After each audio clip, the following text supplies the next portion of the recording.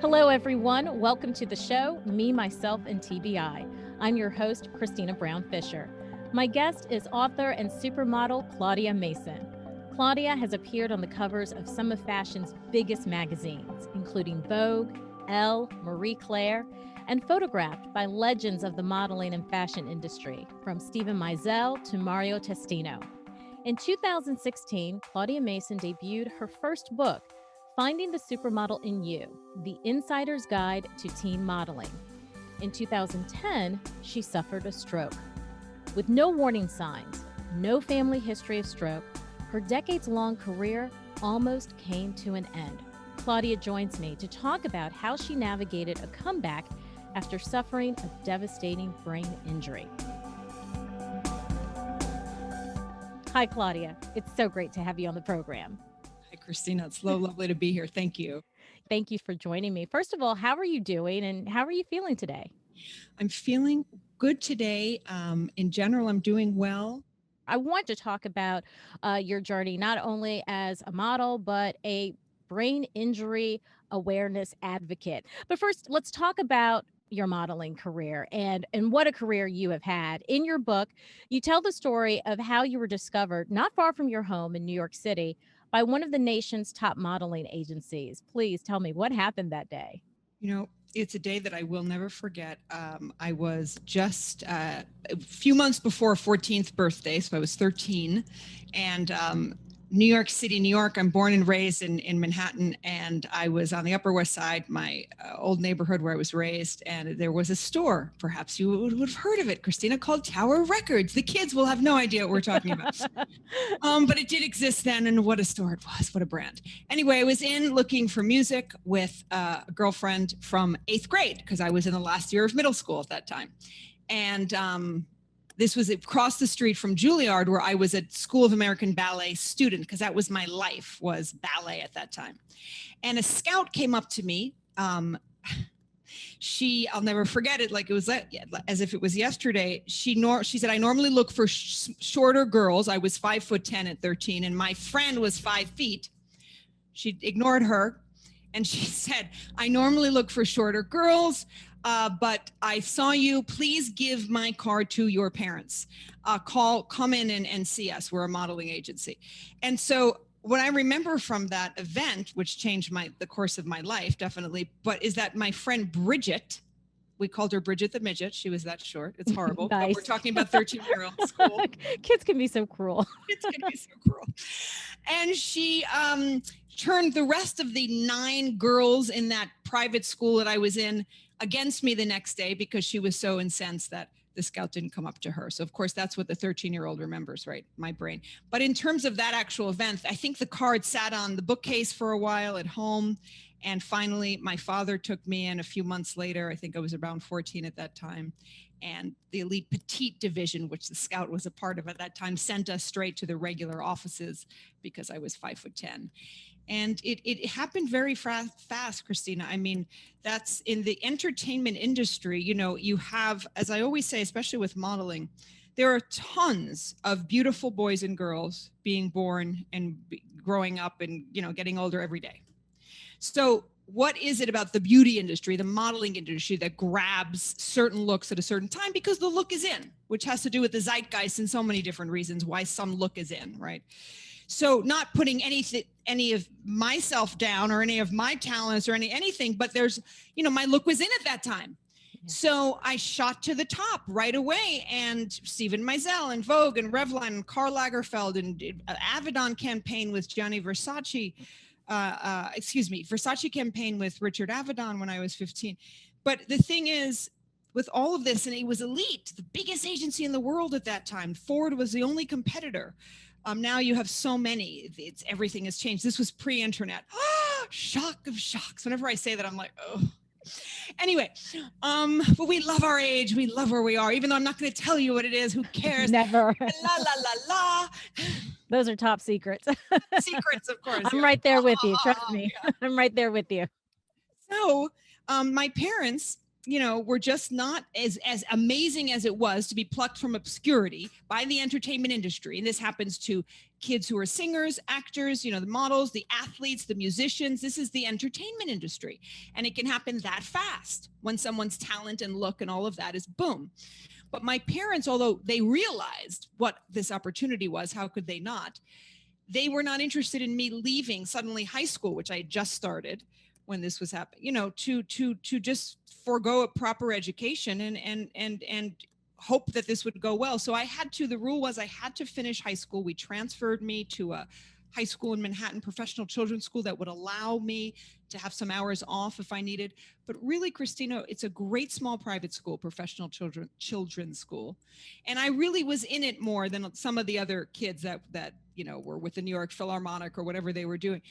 And I got a great education, and my parents said, you have to get into college. So we turned down a lot of work during high school. Even though I went to this school that allowed me to be off more, there was something that just didn't feel right. And I make that point because it's so important for kids not to drop everything for just because the entertainment industry may be knocking.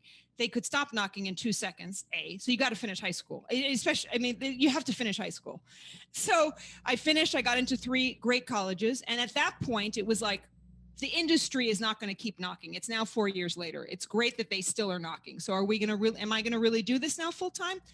At that time, you couldn't do college and model at the level that was coming in. For me, the jobs that were coming. So I moved to Paris. Those were my college years were in Paris, modeling in Europe mostly and back in the States. And I never actually went to any of those colleges I got into. But the fact that I got in and I stayed on that path from age 14 to 18, I will never stop talking about. And because it's very important to me. I'm coaching now with younger people and adults, but the idea of leaving, not having a high school education is insane to me. So I find it very important. I don't care how much money someone is throwing at you. You got to have high school at least. So, was there any, Claudia, when you look back on that time, because you're talking about, first of all, you're talking about the time when the phrase supermodel was coined. Your peers were Cindy Crawford, Naomi Campbell. I've seen some of your photos, which are just amazing. Was there any one particular photo shoot or campaign or particular fashion show that you can count as your favorite? The one that you say, I am never going to forget that.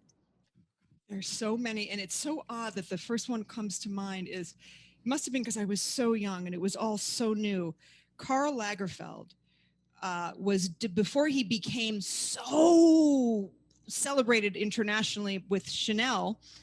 He was probably at Chanel then, but he had his own line he was designing for Revillon furs. And I'll never forget this at the Plaza in New York. And Iman was there and Paulina and all of these girls who were before me, but they were still doing it. And I was, a baby, and again, kids don't normally model now really full time before 18. I can't stress how important that is. You're not prepared for it. And I'll never forget looking at, Iman, Paulina, Yasmin Le Bon.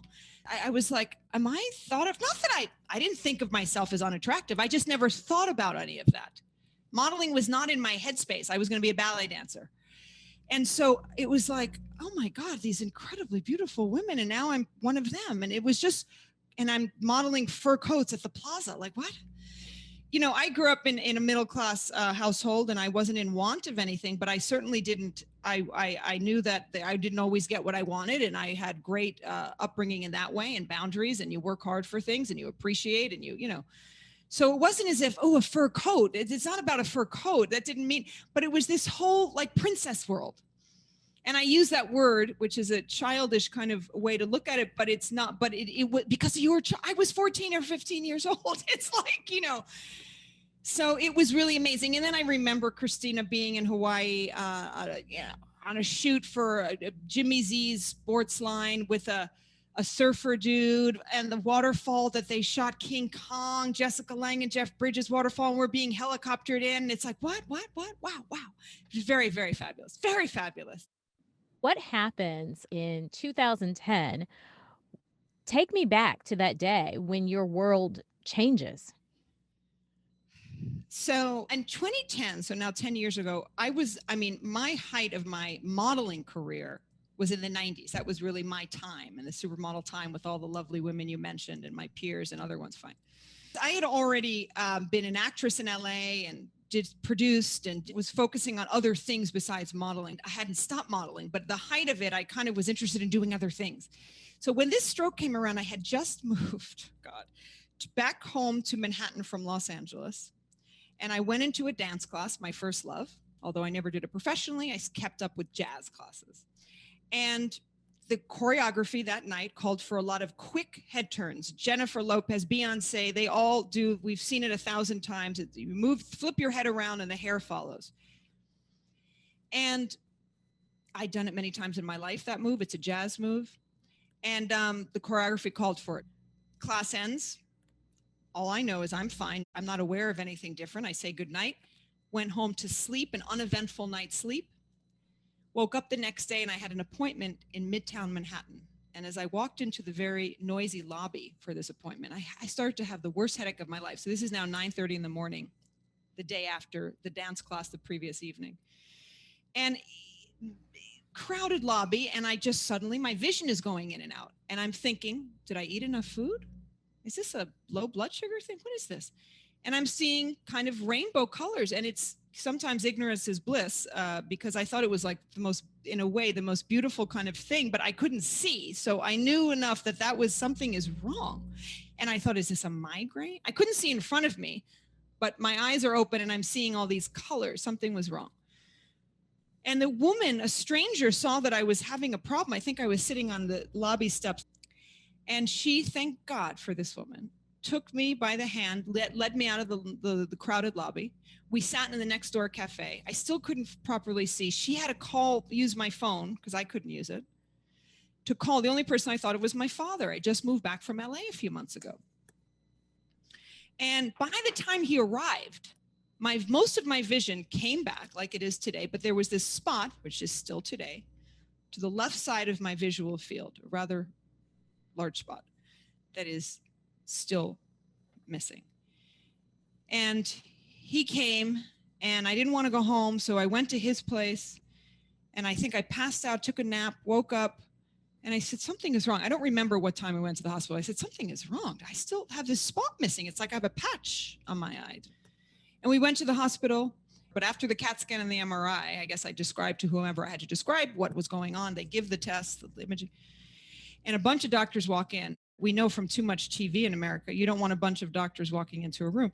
And the head of the stroke center at that time at Roosevelt, now it's Mount Sinai, said, Miss Mason, you've had a stroke. We need to know what's gone on in the last 24 hours because you're so healthy. You don't have any family history of stroke. So they traced it back to that rather aggressive head toss in the jazz class the night before, because as you know, Christina, and as the audience, just to remind the audience that strokes can happen to anyone at any time, at any age. Mostly it's from impact, I have learned, but I'm not a doctor, I want to be clear. If you don't have a family history like I don't, it comes out of the blue like that. I mean, I was in the hospital for 6 days recovering, no surgery, but just the medications and stuff. And there was an 8-year-old boy down the hall. And obviously, Hippocratic law, I don't know anything more about him, but whoever told me at the hospital that he had the same thing I did, affected the occipital lobe region of the brain, this particular stroke, left vertebral arterial dissection that from the neck toss that affected the right occipital lobe region of the brain. Occipital lobe region is what controls our vision. So I had no cognitive or muscular fallout, but it was that. So this person said that this little boy from a skiing accident had the exact same thing happen. So it can happen to anyone at any time, at any age, mostly from impact. If you're not an elderly person with heart, the stuff that pre-existing or family history. Do you remember what you thought? Well, I'll tell you exactly what happened. I sat there and you're in that hospital gown and you already feel so. You just don't feel your powerful self. Hospital gowns. It's amazing how powerful that is. And you're in a hospital room. Thank God my parents were there, obviously in their street clothes. And I say that only because I'm trying to answer the question as best I can. So I'm in this hospital gown. My 2 older parents are fine in their clothes. That already felt that I never experienced that before in a hospital. And this team of doctors, they come in and the head doctor says that. And I remember looking on the floor and my hair tie, my hairband, was a black hairband, must have fallen at one point. And I just noticed it on the floor. And I just remember that, thinking, oh my God, what is going to happen? Am I dying? Is my life over? What's happened to my brain? But isn't that funny that whatever that connection is to that hair tie, because suddenly that was like my past life, right? The hair tie, the dance class, I'm indestructible, which we feel, you know, and then that little hair tie of my dancer self. Am I ever going to dance again? I mean, it was so, that's the moment that I remember. My parents my mother almost passed out, or practically did. My father, who's always so fine and together, and he looked down and just looked like he'd been punched. And it was just horrible. And so often we look at people who are close to us, especially parents, and see how they react, still even as an older person. And that can even affect, it made it feel even much more serious and awful than I could have. Heavier, exactly. Awful, it was awful. As bad as this was, there was some light to this. I didn't feel that it was a death sentence. And you said yours was? Yeah, left vertebral arterial dissection, because it originated in the neck. And what part of the brain was affected? The occipital lobe, part of the occipital lobe, which is the occipital lobe region, of course, is the one that controls our vision. So thank God, first of all, I didn't die. Number two, thank God that most of my vision came back. I can't even imagine otherwise. Number three, I mean, well, those are 1 and 2. It's like 1 and 2 are pretty big. Yeah, those are really big. At what point, because you talk about, at least initially, just being in shock, at what point are you thinking about, will I leave the hospital? Will I have a career? How do you process how you're going to take that first step to recovery? Those 6 days in the hospital were something else, Christina. I mean, I have never been in the hospital before like that. I don't even remember my hospital visits before that, actually, before this whole time.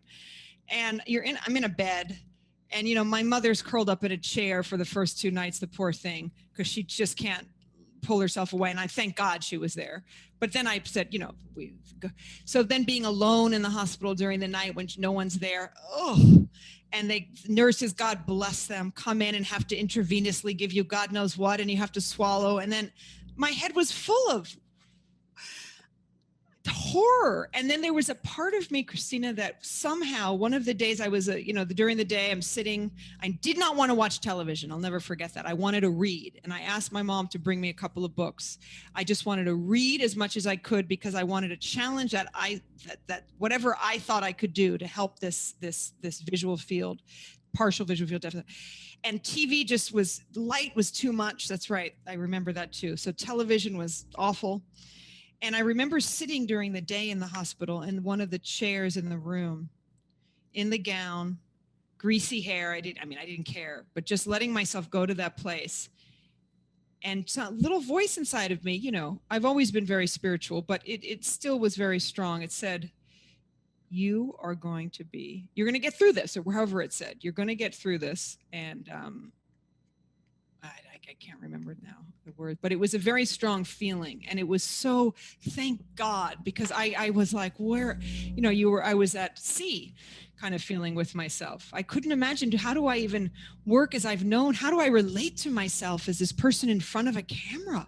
What are people going to think of me? Am I handicapped? Now, again, how crazy that this happens and no one can see. Basically, looking out at you now is the same with the spot that I have as it was back then. But just to keep with this point, oh my gosh, there's so many things I want to tell you, and I just want. You were talking about those first days, or maybe even weeks, in which you're getting your resolve together and you're figuring out how you're going to move forward in a meaningful way, recover. Thank you. And those 6 days in the hospital were just something else. But I remember that so the whole idea of, and they had to test me. They came in, who's the president? And then you go, my God, they're asking me who the president is and what year it is. Wow, what could have happened to me? Really signals that something major has happened and could have been much worse. So I thought, but here I am it wasn't cognitive, which they were testing. It wasn't muscular. It was, again, just to that part of the brain that we've mentioned that controls vision. And so I was able to, when I left, there was a modeling job that came up. There was a little acting job that came up. And I tested myself without telling anyone, no agent, no the clients. And I was able to do both things without anyone having any idea. I bumped into something at one point because I was getting used to a part of my visual field not being there. I was able to, at a certain point, laugh. Thank God. I bump. As long as you're not bumping into something that's then pricking you somewhere. Yeah. But I really learned to shoot my eyeballs over there, because if I look straight ahead, I have that spot missing here. So what do? You move your eyeballs. I don't even have to move my head, move my eyeballs. It's there. Then move head and eyeballs, move head and eyeballs. So everything appears again, but I have to switch the eyeballs. So being in front of a camera for my professional life, I'm sorry, I'm talking around this. What I'm trying to say is it made me aware, Christina, of the most incredible computer ever designed, which has been by God, called the brain. I don't know how the hell this thing has been created, but what an incredible thing, because I look out of my desktop now and I see you and I see a lot of things here, but there's a spot on my desktop that is missing. No one can see that looking at me. I see that looking out. And how lucky, because of what I do. I mean, I'm not really following those two careers now. I'm happily doing other things, but no one can tell. No one can tell that I walk around with this. So I'm not saying that's good, that's bad. I don't have pity for stroke survivors who have a paralysis. There's no better, but it's just amazing. It's amazing. It's amazing how things happen, and to be so grateful. It made me be so grateful. Oh my God, that you wake up in the morning, like that famous quote says. I have received 2 gifts this morning, and they were my eyes. I was actually going to ask, one of the questions I had planned to ask you was how did the stroke affect changes in your personality? And you've already referenced gratitude. Oh my God, gratitude. Really understanding, even though I, raised in a household that really pushed for my mother and her mother, certainly, with gratitude and being grateful for all that's given to you. But, I didn't quite get that until suddenly, health crisis.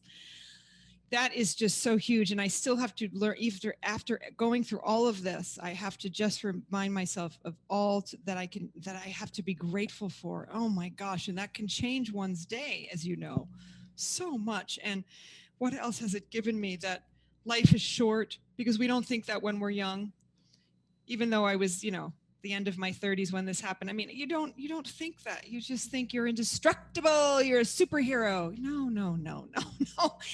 But I had a very hard time going back to dance class. That was something I had to walk away from. It was just post-traumatic stress.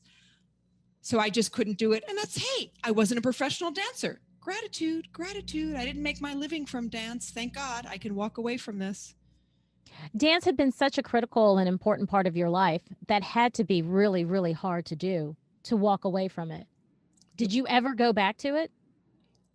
It was, Christina, and I did go back after the stroke to try, and it was just too difficult. And so I just thought, well, you know what? Like I was saying to you, okay, I'm not a professional dancer.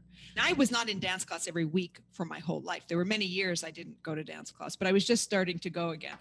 So it was very hard, but it wasn't as hard as if it would have been the way I earned a living, I think. And my love affair with my original dreams of being a ballerina had ended, I got over that a while before. So how is it that doing the one thing I have always loved since I was a little bitty thing, how did I get this horror?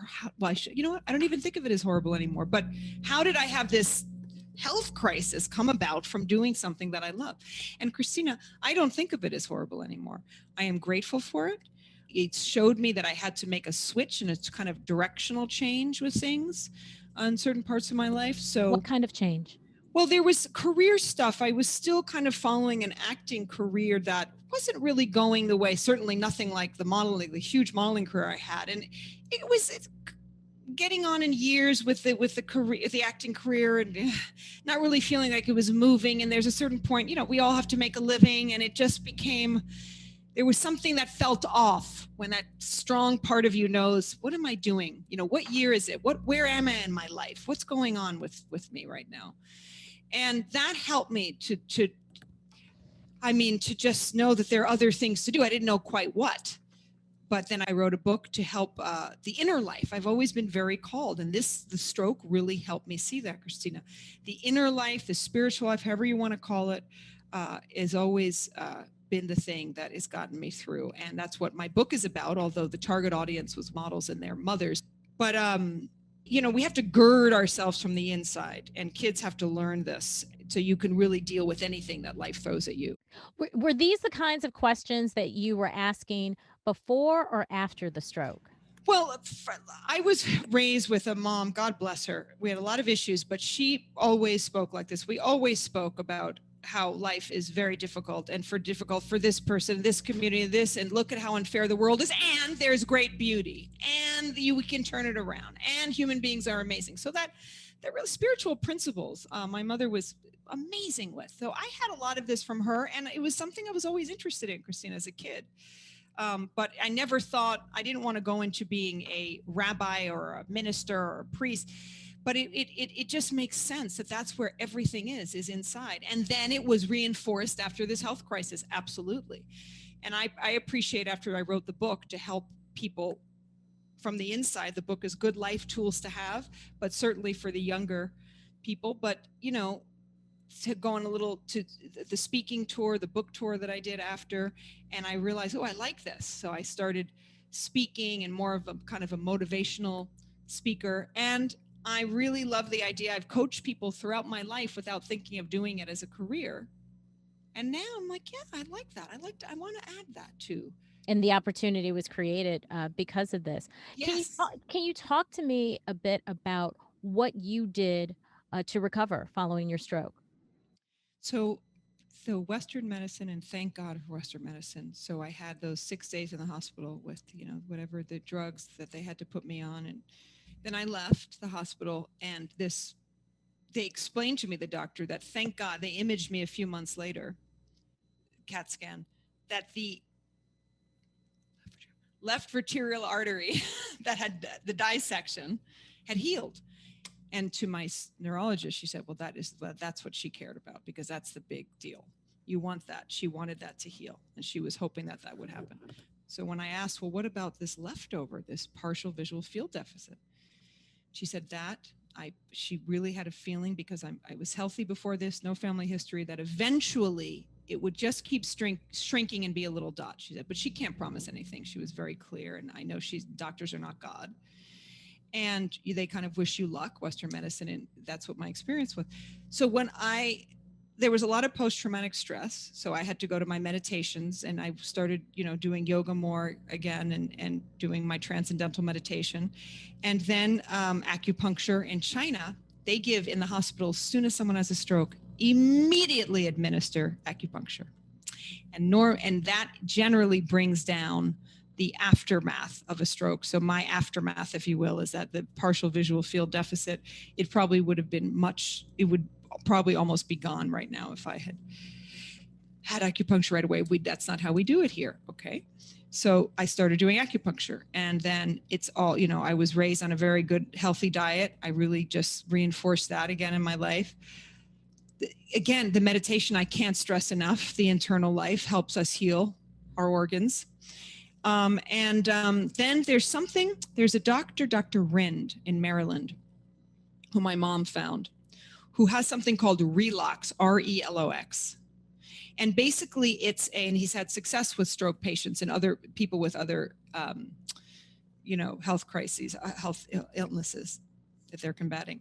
And it's basically an intravenous feed of a cocktail of magnesium and a lot of other nutrients and supplements.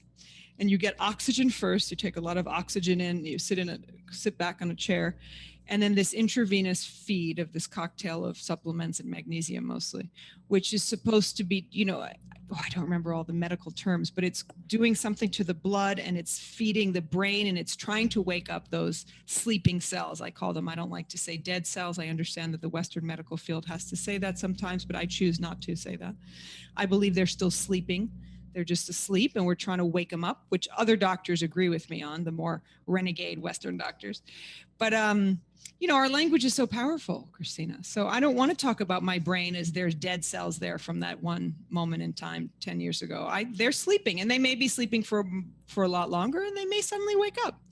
So I have to, how am I thinking about things? How grateful am I being? How, am I living my life being the best of me so I can then be in service to others in whatever way. Being in service, as you know, just want to be clear for the audience, you can be an actor and be in service. You can be an accountant and be in service, a doctor, a journalist. I don't care what, work in garbage disposal, whatever it is beautiful. You do whatever you're supposed to do, just doing it. Because after that, I wasn't sure what I'm supposed to do vocationally, and I'm finding it now, thank God, in large to do because of this.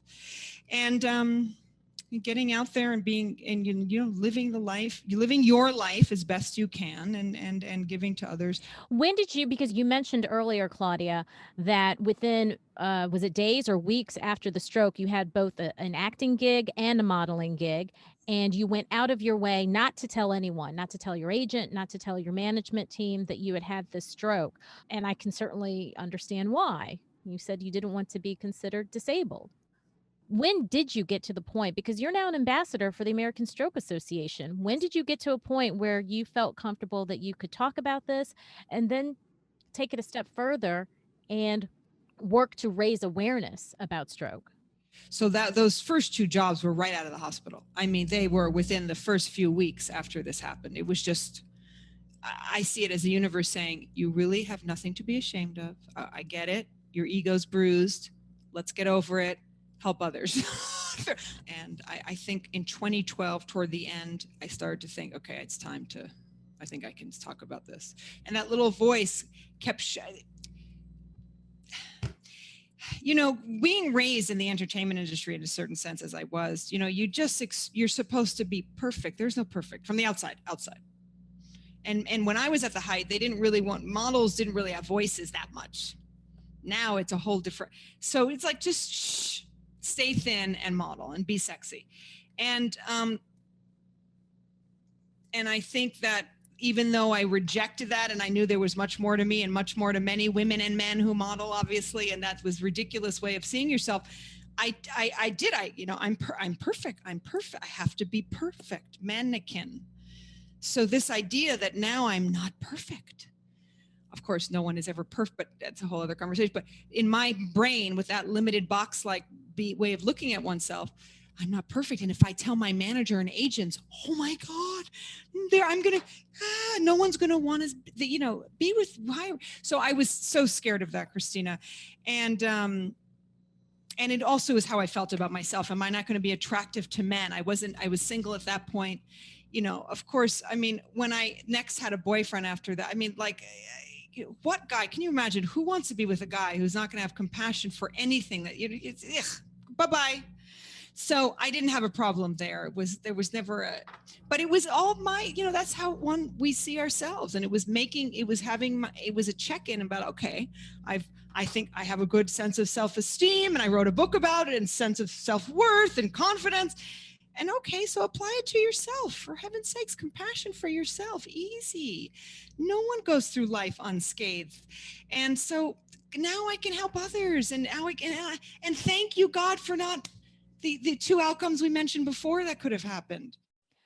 What was the reception when people in the industry, when you told your agent, when you told your colleagues, what kind of response did you get? Not as bad as I thought it would. I was terrified. I was so terrified. And they just were so shocked. When I started to tell some good friends, it was like, what? Because like me, most people, even today, it's a challenge, as you know. Well, the idea of stroke you think of, as I did and my educated parents did, that older people with heart conditions, pre-existing conditions, get strokes. No young person gets, well, that's just not true. So that's another reason why I wanted to be a spokesperson for this cause and for the American Stroke Association, sure, in whatever way I can do on my own with it, to help spread information, to help spread facts about stroke, to help people. You can't prevent accidents necessarily, but to be aware that these things are happening. You are now an ambassador for the American Stroke Association. What are the early signs that people should know of a possible stroke? So there's a wonderful acronym, ACT FAST, and the acronym is the FAST. So if your face is drooping, it's FA. Your arms are not, are not moving or not right, immobile. S, speech, and which I add sight, because that's what happened to me. They need to add sight. I think they're amending that, hopefully. Speech is you can't understand the English that someone's saying, and they can't understand you, or you. What happened with me with the visual field, partial visual field. And then T is time to call.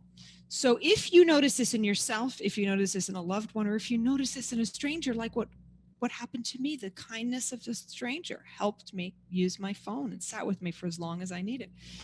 But she was the one who said, get to the, So FAS and then T, time to call 911, get to the hospital. Do not do what I did. I can't stress this enough, which is go home.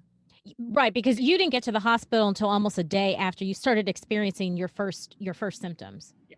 Insane. Thank you, God. I just have to say, thank you, God, that I'm alive. Again, because of that, I forgot to put that in. So thank you for saying that. Yeah. Be extra cautious. Be the nervous mother part of yourself. Don't do what I did. Oh, it's fine. And I don't blame it on my dad too, because he was also, it's fine. He didn't know. We didn't know. Now that's why I want to get the information out there. So act fast. If you notice something in yourself or someone else, no matter if you know them or not, help someone. In your book, Finding the Supermodel in You, The Insider's Guide to Teen Modeling, you write about an experience early in your modeling career as a teenager in France and your agent in Paris suggesting to have your ears pinned back, a cosmetic surgical procedure. You wrote that your ears stuck out from my head at the top of the ear. The agent recommended a doctor there in France, but you wanted to have the procedure done in New York. But that surgeon made the situation worse. What happened? Oh my gosh, I forgot. That was a hospital visit overnight. That was way before this. That's right. Oh man. So it's I've been told the easiest cosmetic surgeries to do. And it's the only one. I will never have another one after this experience. Let me tell you, with cosmetic surgery, I mean, pinning the ears back. So they stuck out. They just stuck out at the top, and I would have grown into them, but I think I was 18, 19 then. And it's still, fashion at that time was just so different than it is now. My God, so much has changed in the last 5 years, even. Thank God. Transgender and this and everyone, there's just much more inclusive and different looks. Oh, your ears stick out. Who cares? It would be fabulous now. But back then, it was this window mannequin. We didn't move like this, Christina. No. I'm doing this ridiculous move to Christina. But it felt like, when I think about it, it was so, you have to be perfect. It was much more rigid back then. So the French agent suggested, I was living in Paris at the time, they were my college years, that we pin the ears back, and he had a doctor. And I felt as an American, no, I'm not going to do anything in France. I'm going to go home to America. Oh. God, and pick the wrong doctor who later on, it was just so awful. I don't even know how you botch up pinning your ears back. It's that easy. But I think evidently this doctor mostly did breast augmentation. We found out later. I think there was cartilage in the right ear, and something didn't look right after the surgery. And I get back to France, and my French agent was aghast, as anyone would have been. And he sent me to the doctor he originally wanted me to go to. And this doctor, wonderful guy, I wish I could remember his name. I'll have to find it somewhere. I needed to be overnight, and they had to take a little section of the skin we have on our bikini line, ladies at least. You don't even see the scar. You couldn't even tell. It's an extra little piece of flesh that anyone has. And he put it behind the right ear to make the right ear look normal again. And God bless him. God bless him. Yeah. In your book, reflecting on that experience, you had written, I often tend to be too independent for my own good and not ask for help when I need it. And so I'm wondering, were there ways in which you saw aspects of your teenage self, because this happens around, I think, 18, 19 or so, did aspects of your teenage self show up when you were recovering from your stroke? Meaning, were there moments where you found yourself refusing to ask for help when you should, following the stroke? That's a great question. Whew. Yeah, that's a wonderful question. I remember that, wow, my parents have been divorced a very long time, but they always were able to, since I was a little girl, but they were able to come together around stuff with me. And so even with the stroke, I was an adult, had been adult for many years. They both helped. It's just a crazy, Christina, that I lived in LA for a decade, and about 6 to 8 months after I moved back home to Manhattan, this happens. Now, why do I say that? Well, also, I'm not married. Wasn't married then. I'm not married now. So there's not a husband and a support network. right. There is, but my parents are here. God bless them. They're old, and my mom and I are very close, and they were there. So I was able to ask her for help. But I say that with LA is because you drive in LA, as you know, and you don't drive in Manhattan, thank God. And with this partial visual field deficit, I didn't have to be, oh, how do I live in LA still with it? You know what I mean? So it just, things went to be grateful for how things happen, even with difficult times. But yeah, I definitely needing to ask for help. I mean, they definitely showed me, and it's difficult. It's such a great question. I wonder if a lot has changed since then. I mean, I have to think about that. But I did see how much I needed, certainly my mom. I mean, part of the reason why I ask too, Claudia, because I know even just with my own brain injury recovery process, because it is an invisible injury, because it is something that neither you see nor others see, sometimes incorrectly, we might still see ourselves as whole. And so, therefore, I don't want nor need to lean on anyone. And one of the toughest things to do can be asking for help. And so, when I read your book and read your account of that incident in France, I couldn't help but wonder, did you in some ways become, the self-reliant teen self because you'd been such an adult, quite honestly, at such an early age? Did any of that factor into your recovery, which is like, hey, if I could travel the globe at 13, I can certainly fend for myself where this stroke is concerned? Yeah, it's such a great question. And I think that's just so powerful because that's unfortunately, I mean, it shouldn't take a health crisis to make us realize that we all need each other. And no man is an island. But I did see that. And I did see how hard that was to ask for help, because then having to look at myself as needing it in a way that I couldn't imagine I'd have to look at myself in that way. And it was, yeah, it still is, also because you can't see it, as you said. And it doesn't really, I mean, there were some years, I guess, the first few years after Christina, where sure, I would need to sleep more and stuff, but I don't think of myself that way now. But I have to remind myself, well, wait a second. I know that there's still sleeping cells that are asleep. So if I want to keep waking them up, whether I'm doing this for the rest of my life, that's fine. So I have to sleep more. I have to be cognizant of my sleep and taking care of myself with my food and reaching out if I need. And I don't reach out for support around the stroke emotionally, at least, because I tend to think I don't really need it. But, it's always good to look at. And maybe there was a stroke support group that I went to for a few months, I think, in Manhattan at one of the hospitals my doctor told me about. That was lovely. I mean, it was me and a bunch of 90-year-olds. Let me tell you, Christine, I mean, it was hysterical. It was great for the ego because I was like, I'm fine. Right. Yeah, you're the young muse that was part of the group.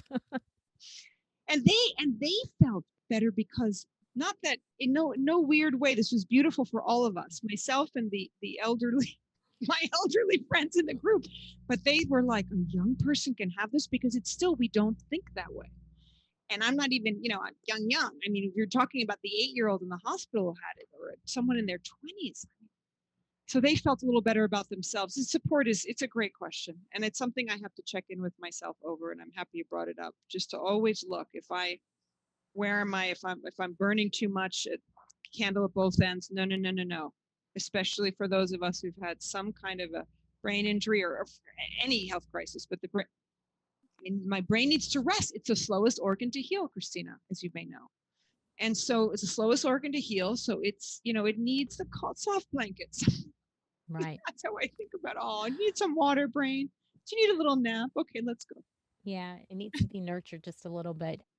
According to the Centers for Disease Control and Prevention, someone in the United States has a stroke every 40 seconds, and every 4 minutes, someone dies of a stroke. Claudia, what did the risk of almost losing your life tell you about how you wanted to live the rest of your life? I mean, woo, just hearing that again, I can never stop getting chills when I hear those statistics. But I feel removed when you read that, Christina. I think it's my body's, my way, my brain's, my emotions' way of defending itself against feeling too much pain. Because that is something when you hear what you just read, really let that sink in. So, what was your question again? I'm sorry. Just the What does the risk of almost losing your life tell you about how you want to live the rest of your life? because I guess we all have to ask that of ourselves. So, how do I want to live the rest of my life? I can't be happy if it's just me and mine.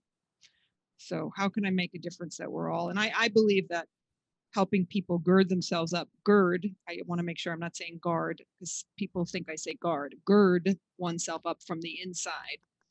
So you can be, Stella Adler, the great acting teacher, once said, actors must have, and this is for humans, the hide of a rhinoceros, but the heart of a little bird or so. I mean, or so in other words, I'm kind of reversing that. Be pleasant outside, but inside you have to be tough. I mean, you have to be strong and ready and know that there's great suffering. I mean, history shows us this, but it doesn't mean that we can't keep working for the good of all. And where's my moral compass? And let me make sure I check that. And how am I being in the world? And I tell you, there's a part of me that I don't know, in another life, Christina, maybe to get into politics, to be a congresswoman may have kind of interested. It doesn't now, believe me, it doesn't now. But there is a part of me that I feels like, wow, yeah, that would be to really make change in a legislative way. But then there's all of us who there's so many other things to do in life in ways that we can make change. So I want to life is such an incredible gift. So I just don't want to waste my time in the misery and the sadness. It's necessary to see what's happening and the reality in order to change, but not to get pulled under by the fear and the hatred, which can play out in so many ways. So Thank you so much. My guest is Claudia Mason, author, actor, supermodel, stroke survivor, and brain injury advocate. I think, though, Claudia, I should also add superwoman to your title. Thank you so much for joining me. thank you so much, Christina. Back to you, Superwoman. Thank you. Claudia's book is Finding the Supermodel in You, The Insider's Guide to Teen Modeling. Details on how you can order the book are on the Me, Myself, and TBI website.